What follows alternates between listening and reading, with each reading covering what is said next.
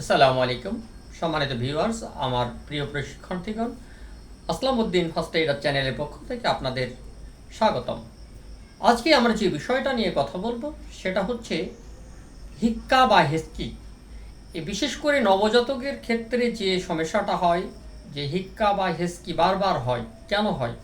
ওদের পাকস্থলীটা হচ্ছে মাত্র 30 সিসি খাবার ধারণ করার ক্ষমতা থাকে।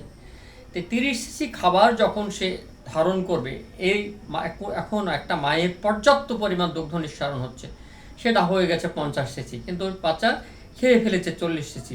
যখনই সে 40 সিসি খাবে 30 সিসির জায়গায়, তখন এই পাকস্থলীর চাপটা গিয়ে পড়বে ডায়াফ্রাম পর্দা, অর্থাৎ পেট এবং বক্ষকে যে পর্দা বিভাজন করেছে এই পর্দায় প্রেশারটা পড়বে। তখন এই ডায়াফ্রাম পর্দার আপ ডাউন অর্থাৎ উঠা নামা কমে যাবে। যখনই ওঠা যাওয়া কমে যাবে তখন এই ডায়াফ্রাম পর্দা সংকুচন হয়ে যাবে। সংকুচনের ফলে তখন চাপটা গিয়ে কোথায় পড়বে? আমার শ্বাসনালীতে।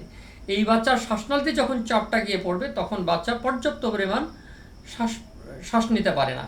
তখন সে করে কি, হিক্কা হয়।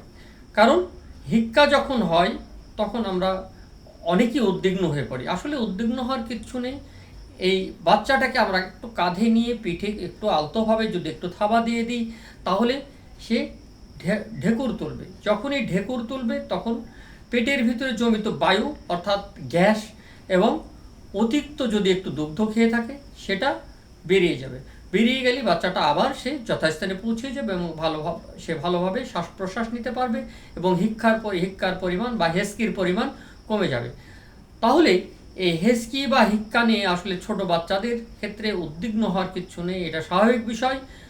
সবসময় আমরা দুধ খাওয়ানোর সময় একটা জিনিস খেয়াল করব, যে শ্বাসনালীতে যেন দুধ না যায়। অর্থাৎ আমি শয়ে দুধ না খেয়ে বসে যদি বাচ্চাকে দুগ্ধ পান করায়, তাও এই হিক্কার পরিমাণটা কমে যাবে। তো thank you viewers, Aslamuddin first aider চ্যানেলের পক্ষ থেকে আবারও আপনাদের স্বাগতম। আসসালামু আলাইকুম রহমতুল্লাহি বারকাতুহু।